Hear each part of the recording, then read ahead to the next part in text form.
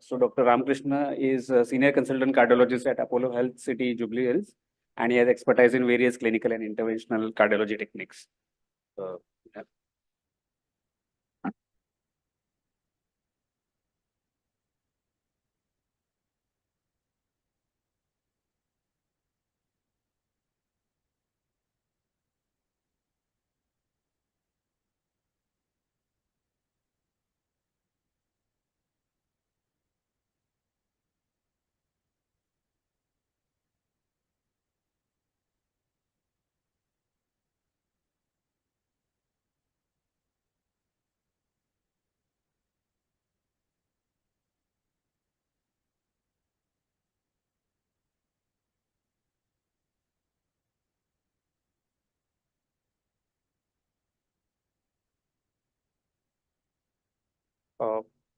Very good afternoon, everyone, and thank you for giving me this opportunity. I'm Dr. Ramakrishna.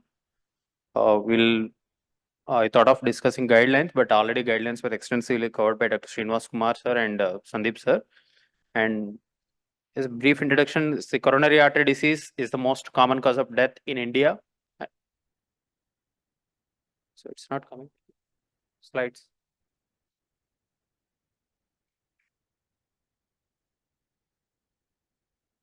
Okay. So this is the most common cause of death in India and even in the Western world. And one of the most dreaded complication of this spectrum of CAD is STEMI. So we need to have some sort of therapy, that is reperfusion therapy. It's a time-dependent key management strategy in many acute MI patients. There are many guidelines, but there is a lot of gap between the guidelines and what we practice daily because of various reasons. So this is the data from our National Interventional Council. We published in 2020, 2018-19 data. This is the retrospective data. Out of all MIs, there is only 18% of the patients underwent primary PCI. So with you all becoming comfortable doing in primary PCIs, these numbers will go further up, and many patients are undergoing post-MI PTCAs. Almost 440,000 PTCAs were done in 1 year in our country from the reported centers, but still there are many centers which are not reporting the data, and we need to improve on this primary PCI. But many patients underwent rescue PCI, and almost 3 to 4% of the patients had cardiogenic shock. So this is a coronary artery disease, initial plaque formation followed by progressive narrowing leading to chronic stable angina, and then one fine day they may develop ACS. So you should be familiar with this terminology, as already it's mentioned. There is a rescue PCI. When we define it as a rescue PCI, it's an emergency PCI performed as soon as possible in cases of failed fibrinolytic therapy. Already patient received fibrinolytic therapy in the form of thrombolysis with either it may be tenecteplase or streptokinase or alteplase, and routine early PCI strategy after fibrinolysis. So coronary angiogram is performed 2 to 24 hours after successful fibrinolysis. This comes as a routine. What is pharmacoinvasive? Combining both these two, it's a pharmacoinvasive. This means you already did some pharmacotherapy followed by invasive therapy. So this already covered in the previous talks. We need to have some sort of reperfusion therapy. We need to open the occluded vessel. So we have two strategies. That is, one is fibrinolysis and other is the primary percutaneous intervention. And pharmacoinvasive strategy is combination of both these two methods. So this is from ESC 2023 guidelines.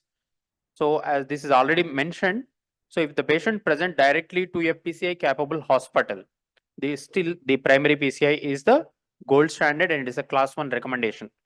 If the patient is presented to a non-PCI capable hospital, and if the patient can be transferred to a PCI capable hospital within 120 minutes, that is within 2 hours, still the primary PCI is the preferred option.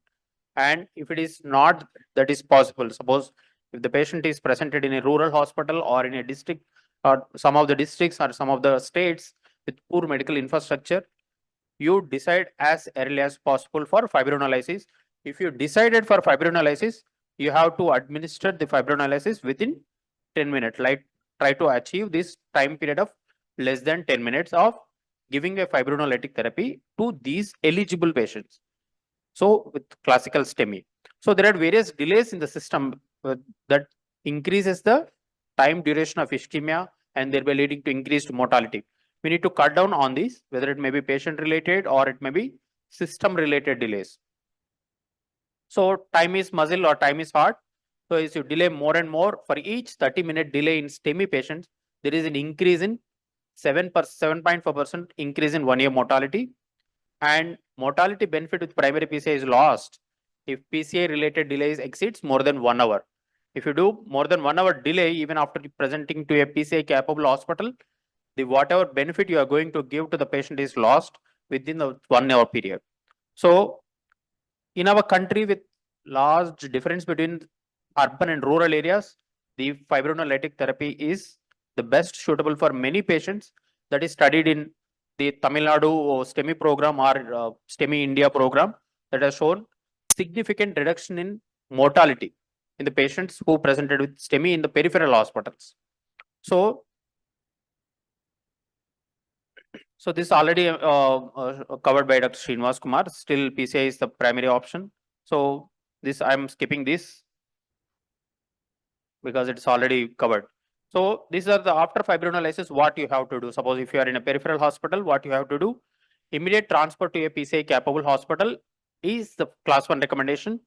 So emergency angiogram and the PCI of infarct related artery is class 1, and angiography of infarct related artery if indicated in between 2 to 24 hours. These are all class 1 recommendation as per guidelines. We have to follow that. So this already mentioned in the previous slides. So what are the types of thrombolytic therapies? So we have the fibrin specific and non-fibrin specific. So non-fibrin specific comes as urokinase, streptokinase, which are the older generation thrombolytic agents. And with the, except for cost, the tenecteplase, retiplase, and alteplase are easy to administer with relatively less side effect profile when compared to the streptokinase. So less chance of hypotension and all. So the fibrin specific agents are preferred over the previous generation non-specific fibrin, non-specific fibrin, non-fibrin specific agents. So I will show you some of the cases where it's a great savior in many patients. So this is a 45-year-old male farmer in one of the rural areas, and was no diabetes, no hypertension. He had only smoking. He presented to a hospital with chest pain of 2 hours duration. This was his first ECG. So what you are seeing, there is hyperacute T waves with reciprocal ST depressions in the inferior leads. So this is acute MI. So he received thrombolysis with retiplase, so 2 doses. So after receiving retiplase, there is some reduction on the ST elevation, and but still some amount of residual reperfusion need to be happened. So after 6 hours of thrombolysis, you can see this ST elevations has come down, but the patient had developed Q waves. So, but he became symptom free. He came to us in the next day. He is symptom free, and we did angiogram. So you can see proximal LAD significant stenosis with reduced flow in the distal LAD. So there is a TIMI2 flow. So we stented this patient, and he is doing good since almost 2 years. So this is a case of successful pharmacoinvasive therapy. So this is another case of 40-year-old male, non-diabetic, non-hypertensive, non-smoker, only family of coronary artery disease, and he presented to a hospital with chest pain radiating neck since 5 hours. So this was his first ECG. You can see huge ST elevations in the anterior leads in the V1 to V3. So he underwent thrombolysis, and after 90 minutes of thrombolysis, his ECG, there is some resolution of ST segment elevation, but while he reached to our center, he still had pain. So the symptoms, correlation of symptoms is very, very important. So we did immediate angiogram. So you can see the LAD is completely occluded even after giving thrombolysis and resolution of the ST segments. So we did stenting of the infarct related artery, that is LAD. So after that he was stable, but he developed LV dysfunction. So I will show you other case scenario. He is a 28-year-old male smoker and chest pain of 10 hours duration with ongoing pain while admission to hospital. He tried all his homemade remedies like consuming antacids, and everything. And because still pain is not coming down, he came to hospital, after 10 hours of pain onset. You can see this. So what is the problem here in this? You are seeing a huge thrombus burden starting from the ostium of the left LED. So you are having the left dominant system and along with a big ramus. So what you will do? How many of you do thrombosuction in this? How many of you go ahead and put a stent? 31-year-old left dominant system starting from acute coronary syndrome, 10 hours duration. So what we did in this? So this is other epicardial view. So you can see large thrombus burden even beginning from the LED ostium.